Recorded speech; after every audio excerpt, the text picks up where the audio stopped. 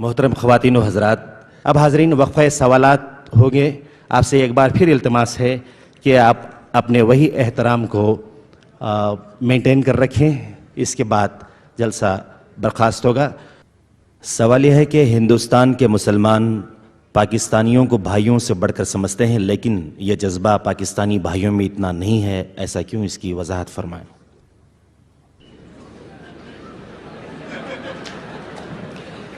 میں پورے پاکستانیوں کی یہاں پر نمائندگی نہیں کر رہا، اپنی بات کر رہا ہوں. سوال یہ ہے کہ is it permissible for aged parents to stay with their married sons? Permissible ضروری ہے اپنے والدین کو اپنے پاس رکھنا، ان کی خدمت کرنا، ان کی دلجوئی کرنا. دیکھیے میں آپ کو بتا دوں، صرف دو چیزیں ایسی ہیں کہ جن کو دیکھنا بھی عبادت ہے. خانہ کعبہ کو آپ طواف نہ کر رہے ہیں، بیٹھے ہوئے ہوں، اس کی تعظیم کے ساتھ، محبت کے ساتھ اسے دیکھیں، یہ عبادت ہے. اور بوڑھے والدین کو محبت کی نگاہ سے دیکھنا عبادت ہے. اصل میں بڑا سائیکولوجیکل پرابلم یہ ہوتا ہے کہ جب آپ چھوٹے تھے، بچے تھے، تو والدین کی محبت آپ پر مرکوز تھی. اب جب آپ بڑے ہو گئے، آپ کی اولاد ہو گئی، آپ کی محبت اپنی اولاد پر جو مرکوز ہو گئی، تو ایک محبت کی پیاس والدین میں پیدا ہو جاتی ہے. ہماری اولاد کا مرکز محبت تو کچھ اور وجود میں آ گیا، اور ساس بہو کا جھگڑا بھی اسی وجہ سے ہوتا ہے زیادہ. تو اس پہلو سے یہ ہے کہ اگر آپ والدین کو محبت دیں گے اور ان کو محبت بھری نگاہ سے دیکھیں گے تو یہ بھی عبادت ہے. سوال یہ ہے کہ آپ کو یہاں بھارت میں مسلم معاشرہ کیسے لگا اور یہ پاکستان سے کس طرح مختلف ہے؟ کم سے کم یہ بتائیں کہ یہاں مسجدوں کا منظر، نمازیوں کی تعداد، عوام کا رہن سہن وغیرہ اور دوسرے ثقافتی پہلو پاکستانیوں سے کس قدر مشترک اور مختلف ہیں. براہ کرم تفصیل سے روشنی ڈالیے. مجھے آپ پاکستان واپس جانے دینا چاہتے ہیں یا نہیں؟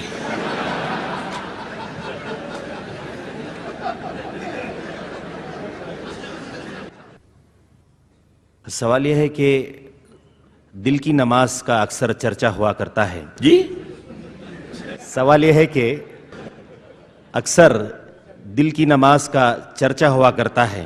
یہ دل کی نماز کا مسئلہ کیا ہے؟ کیا یہ سچ ہے؟ میں تو واقف نہیں ہوں، آپ سے پہلی مرتبہ سنا ہے.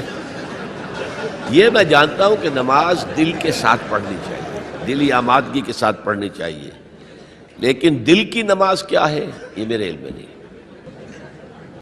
ایک اور سوال ہے کہ ہم غیر مسلم کے سامنے یہ کیسے بیان کر سکتے ہیں وضاحت کے ساتھ کہ حضور اکرم صلی اللہ علیہ وسلم نے کئی شادیاں کی تھیں، کبھی یہ بھی کہا جاتا ہے کہ 11 ان کی بیویاں تھیں.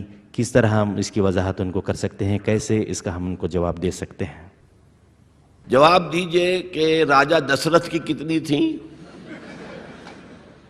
حضرت داؤد علیہ السلام کی کتنی تھیں. یہ ہر دور کی بات ہے. پولی گیمی جو ہے دنیا میں ہمیشہ رہی ہے، ہمیشہ رہی ہے. اور خاص طور پر قدیم زمانے میں جو سردار ہوتے تھے وہ اس لیے بھی شادیاں کیا کرتے تھے زیادہ کہ مختلف قبیلوں سے ان کے رشتے قائم ہو جائیں، تو اس سے یہ کہ سیاسی مصلحت بھی حاصل ہوتی تھی. پھر حضور یہ بھی چاہتے تھے کہ عورتوں کے بارے میں میری تعلیمات زیادہ سے زیادہ خواتین آگے پہنچا سکیں میرے بعد. جیسا کہ میں نے کہا کہ عورتوں کے لیے تو اسوہ صرف ازواج مطہرات ہیں، اور شوہر اور بیوی کے جو بہت ہی یوں سمجھیے کہ انٹیمیٹ ریلیشنز ہوتے ہیں وہ بھی ایک ضرورت ہے انسان کی کہ معلوم ہو شوہر جو ہے، شوہر بیوی روزے کی حالت میں کس حد تک جا سکتے ہیں، یہ معلوم ہونا چاہیے. کس سے آگے بڑھیں گے تو روزہ ٹوٹ جائے گا اور کفارہ دینا پڑے گا 60 روزے، تو ہوش ٹھکانے آ جائیں گے. لہذا یہ تو ساری چیزیں، جیسے کہ بعض صحابہ نے آ کر عرض کیا حضور سے کہ حضور یہ یہودی ہمارا بڑا مذاق اڑاتے ہیں کہ تمہارا نبی تمہیں بڑی چھوٹی چھوٹی باتوں کی تعلیم دیتا ہے. آپ نے فرمایا ان سے کہو ہاں ہمیں تو ہمارے نبی نے طہارت کرنی بھی سکھائی ہے، وہ بھی زندگی کا ایک حصہ ہے. جسم پاک ہوگا تو عبادت ہوگی. لہٰذا یہ ساری چیزیں جو ہے وہ اس کے لیے بھی ضرورت تھی. خاص طور پر حضرت عائشہ کے ساتھ اس کے ینگ ایج میں شادی کی سب سے بڑی غرض و غائب، کیونکہ انہیں اتنا عرصہ ملا پھر بعد میں، اور وہ معلمہ امت بن گئیں، اور وہ جو فقہائے صحابہ ٹاپ کے ہیں ان میں ان کا شمار ہے۔ اس اعتبار سے عبداللہ ابن مسعود ہیں، حضرت عمر ہیں، حضرت علی ہیں، یہ ہے فقہائے صحابہ، اور ان میں ہی حضرت عائشہ صدیقہ رضی اللہ تعالی عنہ کا نام بھی ہے۔ پوچھا گیا ہے کہ ladies are forbidden to see غیر محرم but we are seeing you while you are preaching, can it be permissible? آپ نگاہیں نیچی رکھیں۔ سوال یہ ہے کہ آپ نے اخبارات کو یہ بیان دیا ہے کہ کشمیر سے متعلق آپ نے جو کہا ہے اس کی وضاحت کریں، جبکہ بقول مودودی کشمیر کے ساتھ میرا تعلق وہی ہے جو میرے اپنے جسم کے کسی حصے کا تعلق میرے ساتھ ہے، ماخوذ مومن صادق کی پہچان جہاد۔ لیکن شاید آپ کے معلوم ہوگا کہ 1948 کے جہاد کشمیر کو مولانا نے جہاد نہیں مانا تھا، اور اس پر ان کے خلاف بڑا طوفان اٹھا تھا، اور انڈین ریڈیو نے بہت زیادہ ایکسپلائٹ کیا تھا ان کے اس بیان کو۔ تو میں نے بھی اصل میں جو کہا وہ ہے کہ جہاد فی سبیل اللہ نہیں مانتا۔ اصل میں معاملہ کیا ہے؟ ایک جہاد ہے فی سبیل الحریت، آزادی کے حصول کے لیے، سیلف ڈٹرمنیشن کے حصول کے لیے جہاد، اور اس میں بھی میں بہتر یہ سمجھتا ہوں کہ اگر کشمیری اس طرح کا جہاد کرنا چاہیں تو پیسفل ذرائع سے کریں۔ اگر 1,00,000 آدمیوں کا جلوس نکلے اور اس کے اوپر جو ہے فائرنگ ہو، 100 آدمی مر جائے، پوری دنیا میں تہلکہ مچ جائے گا۔ انہیں سیاسی اعتبار سے جدوجہد کرنی چاہیے تھی۔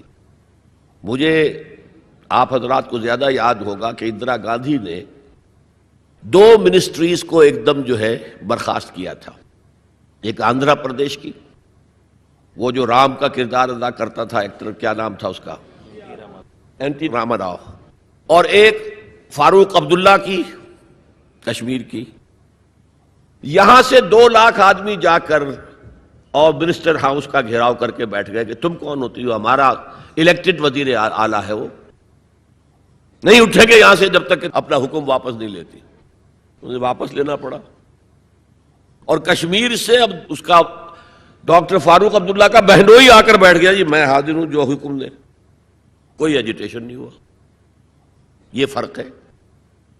آپ آرگنائز ہوں، آرگنائز کر کے ایک پیسفل انداز میں اپنا مطالبہ سامنے رکھیں، اور اگر اس میں پھر اگر گولیاں چلیں، اب کہتے ہیں 70,000 جو ہیں وہ شہید ہو گئے ہیں، مارے گئے ہیں، یہ ہوا ہے، اتنی عورتیں جو ہیں ان کی عصمتیں لوٹی ہیں، اتنے گھر جلے ہیں، اتنی دکانیں جلی ہیں۔ اگر پیسفل طریقے سے اس کا 10واں حصہ بھی قربانی دیتے تو اپنا مقصد حاصل کر سکتے تھے۔ یہ پروگرام اختتام کو پہنچے گا، بہت بہت شکریہ۔ أريد أفرح أريد أحيا أريد أفرح أريد أحيا أريد أحس بالدنيا أريد أحس بالدنيا أريد أعيش له